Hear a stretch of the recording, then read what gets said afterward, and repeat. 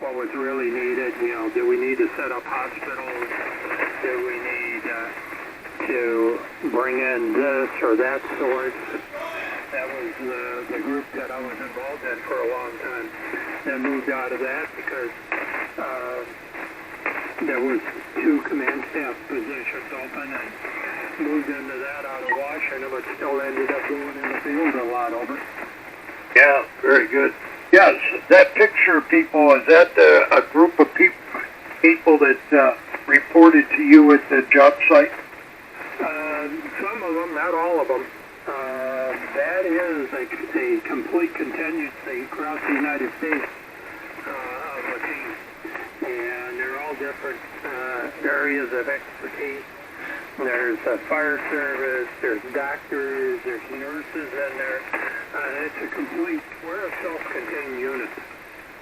Okay, and then just a portion of them people report to you, or all of them do? No, a portion. The command chief in that picture is the guy that's in the center. So you'll be, if you're looking at the picture to my left, let's see, be to my right as I stand, or to my left if you look at the picture. That's the commanding officer. I'm looking for that, so I don't, oh yeah, there he is. The XO is way in the back, and he's high. He's standing on something on the right side of the picture of it. Yeah, he kind of looks like somebody. He's up there. Yeah, so he's the guy over everything, is that it? Yeah, the guy kneeling is over everything, and the second in command is the guy standing. I'm logistics, so I'm the yellow. The guy in black is medical. I'm trying to see, it's been years since I recognized some of the people. But that's the portion of the team. That was the midnight shift team. And there's a identical portion, the other half of our people that are on the day team.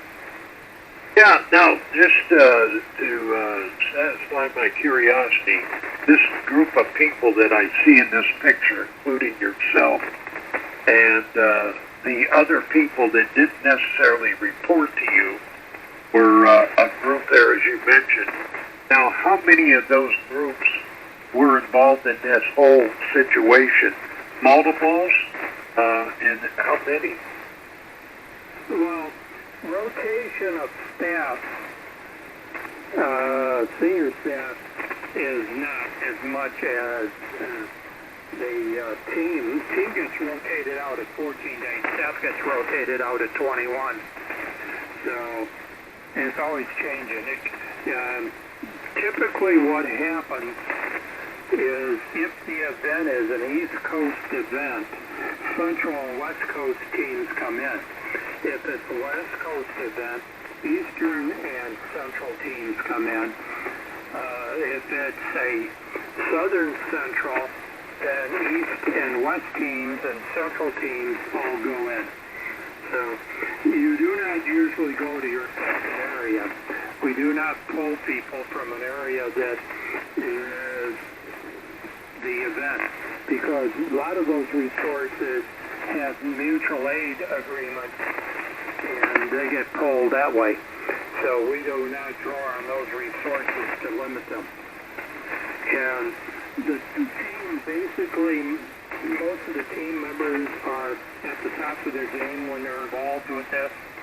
They're all, the bad part is they're all A-type personalities. They're top in their field. Some can be A-holes, low start, and you just learn how to deal with them, over.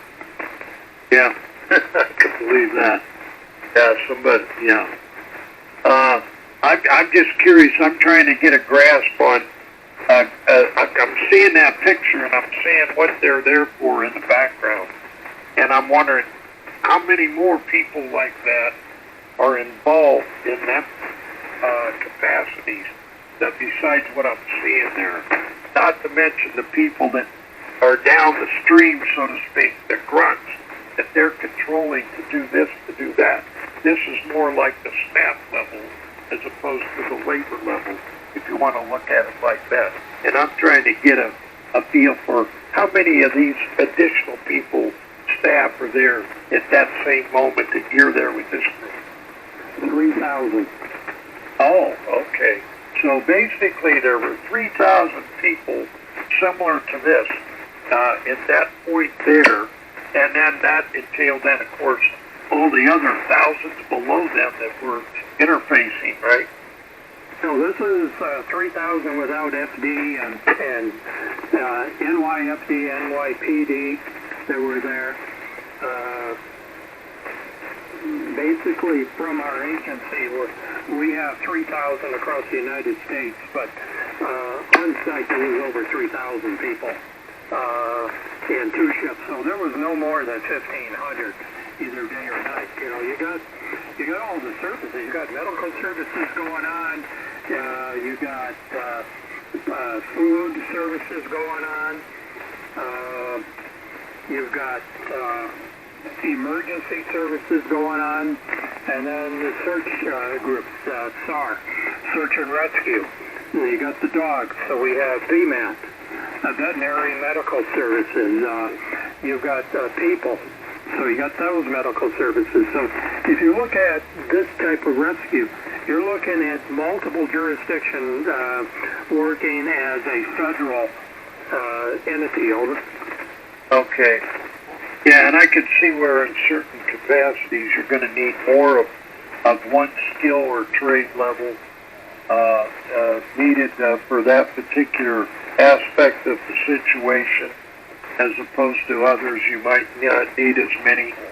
And then you got all of them communicate with each other, or to a higher level individual like he was mentioning. So that's very interesting. And then again, then that doesn't involve like the FDUI or the FDNY and all of the others that come into the picture, and then all the other contracting people that you get involved in doing this and that. And, I can see where that would be quite a process to try and manage by somebody. Is there one person then at a higher level that controls all of that? All of these 3,000, or multiple levels and steps down that do that? Oh, there's multiple levels going up. There's this is field operations. There is a in the same area that you're at is a command staff operation, higher level command staff. It's like a two-tier. We report to Washington, but we would also report to the command staff, which was, and for this incident, we were at the Waldorf Astoria. We had a whole floor that was a command staff there, too. And then we got different levels of money man. I mean, if you're on this operation, you got a certain budget that you're dealing with, and then if it exceeds that budget for assets that you need, it goes to command staff, who has $500,000, and there's $1 million man in Washington that we have. So, you know, drawing assets and to get the stuff you need takes time. Depending on the event, it can be very costly. A Stafford Act, you know, it can be millions, hundreds of millions of dollars involved in something. So, you know, it depends on what type of event you're basically talking about, and how, where the resources are drawn from.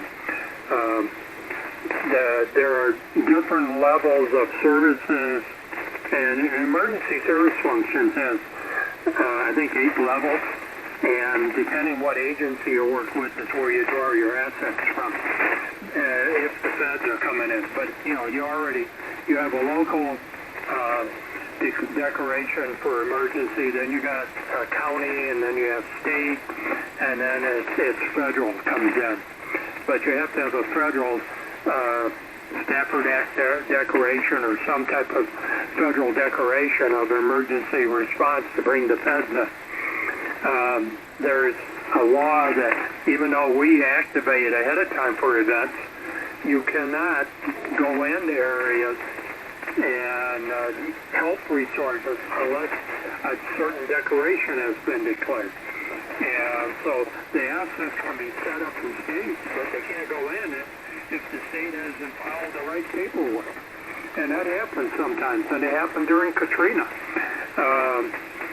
One of the states, and I think it was Missouri, if I remember right, didn't file the right paperwork, and the assets were delayed in getting there because until that paperwork is filed, you can't go into a state because then you violate federal and state the way that things are handled. So, WGB, WB8RNY. Yeah, WB8RNY, W8 Golf Bravo. Yeah, that's, oh my goodness, the complexity. And I would imagine then a day in your life out there of something like this is probably 99% of the time talking to somebody face to face or somebody on the phone. And that's basically all you're doing all day long, right? Well, it's more than that because we have satellite communication straight into Washington through DOD. We have telephone straight into Washington. At the time, we had a couple different specialized services. We had a secure SIP that we had to maintain out there for certain communications going into certain agencies. The base of the World Trade, one of the World Trade Towers, was a Federal Reserve money storage area. So there was millions of dollars that they had to get out of there. So that was part of the problem, and the devastation was just tremendous, just unbelievable. When we first showed up, we were walking through 3 and 4 foot of ash. Yeah. Well, yeah. When you seen it on TV, it was unreal. It really was, and I couldn't believe that. And I can't picture this day being on top of it and knowing how much area that thing occupied. To realize it's down on the ground, you wonder where did it go? I mean, when it's that high, and all that gets compressed is the open air space, and then it just gets compacted. But it's mind-boggling to think about it. Well, it's even worse than that. Just think, that vintage's telephones, not the digital phones, they were just starting to come in when the building came down. Because digital phones started appearing in '95, and I don't think they were predominant until 2000. So you're talking analog bell systems, you're talking furniture, you're talking all types of retardants, so asbestos, fiberglass,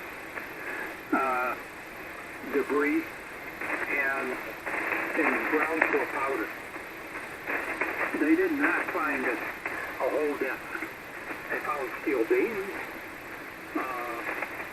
They didn't find big pieces of concrete. There was powder.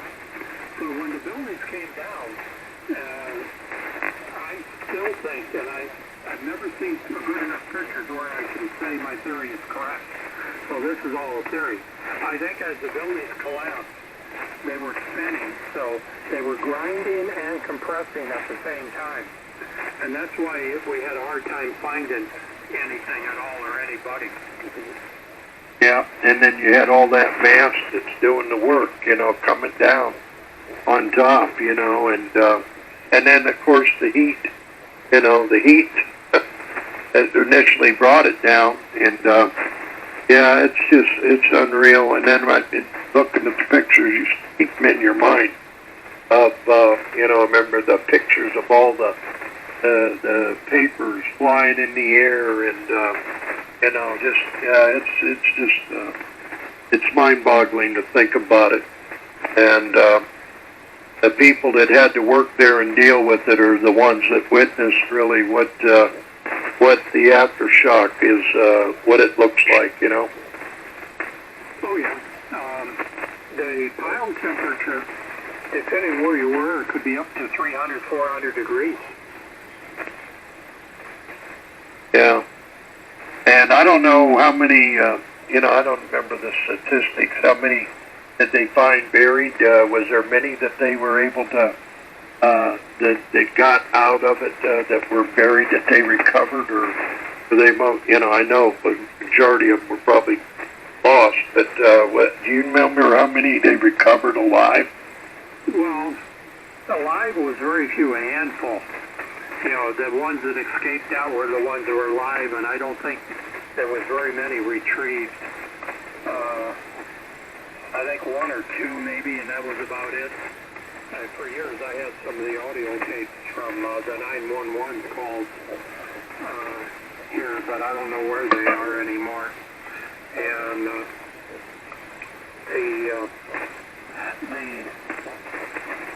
the body parts that were found were small pieces, and they were bagged and tagged where gridded where they found them, and then they went and did DNA, and that was the only way they could give closure to some of the people there. There were some people that were never found, and I haven't seen the latest statistics at all from that event, but it's 23 years ago in September. So, and the worst part is I not only did that one, I worked at the Pentagon too. I did work there. I never made it to 93 site, but we did have people that went there. But I pulled a tour at the Pentagon too, and that was also very interesting to see on what the airplane damage did. Yeah, I remember that one too. I remember that day. I think everybody says you remember where you were. And I happened to be come out of work. I had to go from one building to another. What a beautiful day it was. I remember September. Bright blue cloud or sky with white clouds. But yeah, everybody's going to remember it. And that 93 wasn't far from us here where it made the turn. To head that back over into Pennsylvania, but yeah, I'll tell you what a situation that was a sad day to say the least. But I'll tell you what, Jerry, I think I'm going to get out of here. We've been in here quite some time, so I'm glad you found the right lead there to plug in. You got a very good signal on this lead. I'd keep this one.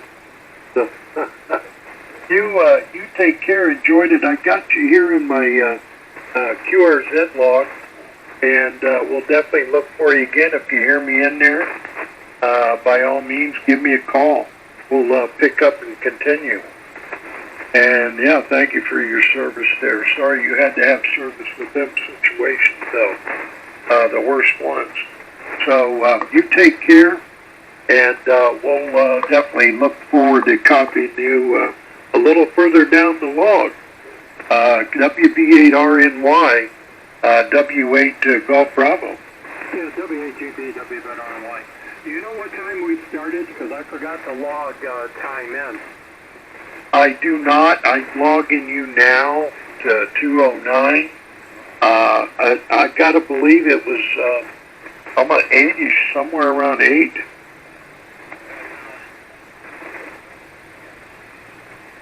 Go ahead.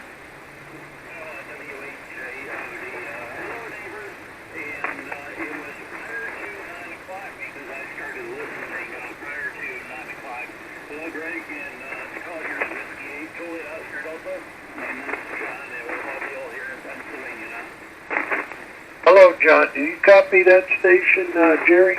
Oh, yeah, copy, John. I'm logging it as 2045, if that's okay. Yeah, that's fine. Go ahead. I just put 209 in here. And yeah, good evening, John. You're a little bit light here. I don't know whereabouts you're at, but you're a little bit light. We got the noise. I don't know how it's going to work out, but we've been in here quite some time if you've been listening.